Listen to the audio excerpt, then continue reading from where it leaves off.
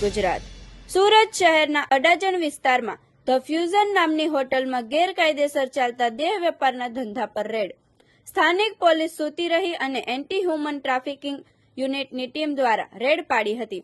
AHTUની ટીમને ખાનગી બાતમી મળી હતી. ખાનગી બાતમીના આધારે અડાજણ LP સવાણી સર્કલ પાસે આવેલ હરિઓમ પેટ્રોલ પંપની સામે મંગલદીપ કોમ્પ્લેક્સના ચોથા માળે ધ ફ્યુઝન હોટલના માલિક કમલેશ વાઘજીભાઈ દાવા, રહેવાસી સુમન આવાસ વેસુ સુરત, મૂળ વતન મોરબી, જે પોતાની હોટલ હની અને અભય મહિલા તથા ગ્રાહક સપ્લાય પાસેથી કુલ 6 વિદેશી મહિલાઓને રાખીને તે મહિલાઓ પાસે આવતા ગ્રાહકોને શરીર સુખ માણવા માટે મોકલી આપી આવનાર ગ્રાહકો સોરીન બાસુ અમદાવાદ, યુગ આહિર અડાજણ, ફરાંગ યઝદ તુરેલ અડાજણ, દીપ નાવડિયા કતારગામ, વિશાલ વારિયા કતારગામ, નીલ ઇસમ મલિયા કતારગામ, વિસ્મય નાથાણી કતારગામ, નલીમભાઈ પાલડિયા કતારગામ, ધ્રુમિલ ઇસમ માલિયા કતારગામ, રામકૃપાલ યાદવ પાંડેસરા, જલ્પેશ કથરિયા જહાંગીરપુરા વાળાને શરીર સુખ માણવા માટેની પૂરી સવલતો આપતો હતો, જેથી પોતાના આર્થિક ફાયદા માટે મહિલાઓ પાસેથી ગેરકાયદેસર દેહ વેપારનો ધંધો કરાવી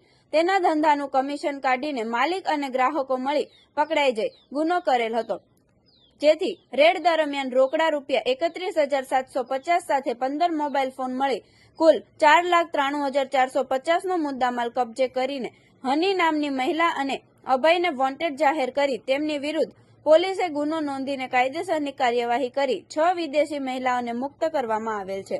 આવા અવનવા સમાચાર જોવા માટે જોતા રહો P24 ન્યૂઝ ગુજરાત.